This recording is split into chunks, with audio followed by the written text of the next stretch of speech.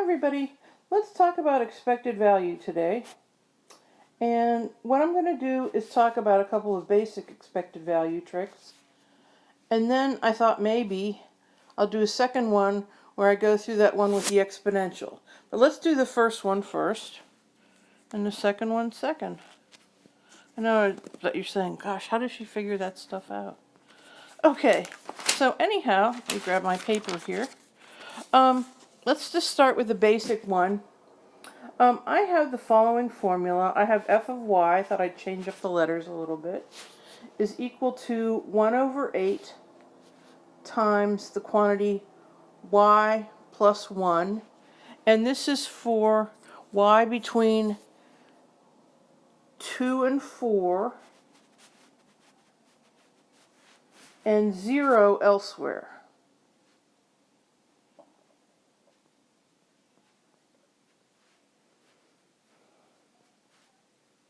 Okay. Excuse me. Now, when somebody just says the expected value, that's just plain old e of x. And we'll talk about some variations on that. And all that means is you take the stuff that's in the square brackets, multiply it, well, in this case it's going to be e of y, my fault. You take that y and multiply it by the function and integrate. Okay. So I'm going to have the integral from 2 to 4 of y times 1/8, times the quantity y plus 1 dy, and I'm on my way. Now I'm going to yank that 1/8 on the outside. It's a constant. I can do that. So I have 1/8 times the integral going from 2 to 4 of y squared plus y, because I'm just multiplying through, dy. Okay, so I multiplied that one here. I multiplied this one here. Everybody okay so far? Okay, good. So I have my expected value of y. So I have 1/8 on the outside. I have my integral. And depending on how, should be a 2. Can't even read my own handwriting. Depending on how comfortable you feel, you may want to split this up into 2 pieces. So you've got the integral of y squared dy plus the integral of going from 2 to 4 of y dy.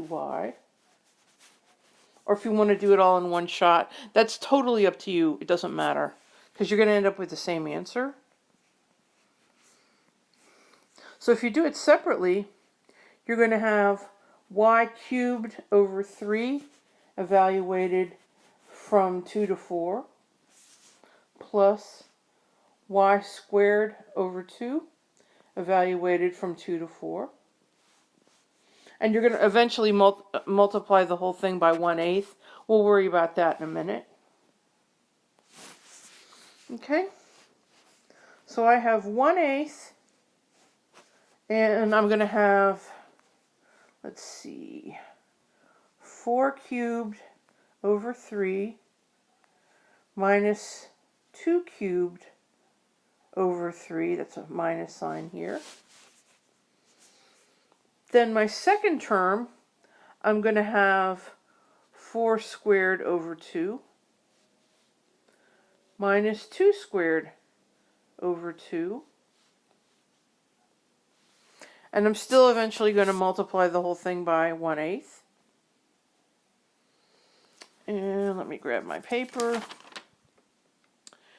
And I ended up with, let's see, 64 over 3 minus 8 over 3 here, plus 16 over 2 minus 4 over 2. Okay. Then it's time to change pages. And about then, let's see, got my 1/8. I had 56 over 3 plus 6. And then I got really disgusted and switched over to decimals. And I ended up with something like that. Yeah. Okay. So that's your basic run-of-the-mill expected value. Nothing too exciting. Okay. Fair enough. So let's take a look at my second problem. And this is very, very nice, I think. Now, expected value, as I mentioned before, I can put anything, and this is kind of a generality, I can put anything in that square bracket that I want. Okay? And right now I'm just going to put g of x as a kind of a generality. And I can just take that and multiply that by my f of x and integrate that. That gives me my expected value of g of x, whatever g of x happens to be. And there's some restrictions that you have to put on, theoretical restrictions, but we're going to assume that they are met. This is not a class in mathematical statistics, so not to worry about that. So our second problem, which is very beautiful, I think, is the following. I have f of x, and it looks really scary, but it's not, is 1 over x times the natural log of 3 for x between 1 and 3. Ooh, and 0 elsewhere.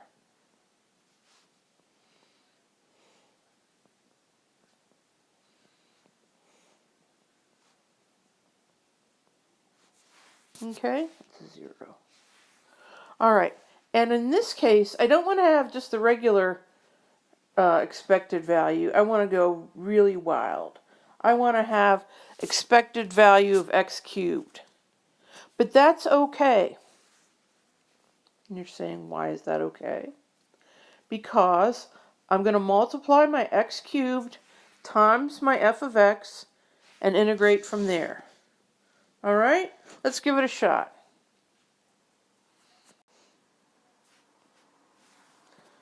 So expected value of x cubed,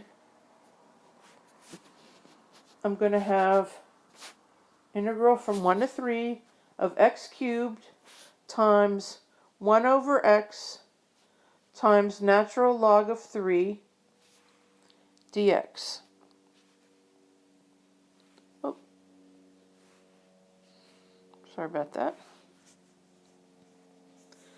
Aha. But isn't it true that these babies are going to cancel down, and I'm going to have the integral going from 1 to 3 of x squared over natural log of 3 dx. Yay! And I can just yank that constant out because it's just some number, 1 over the natural log of 3. There's no x there. And I have the integral going from 1 to 3 of x squared dx. Well, things are looking up now. So I have 1 over the log of 3, natural log, times x3, x cubed over 3, going from 3 to 1. Aha, things are looking even better. So we'll go on the next page and solve.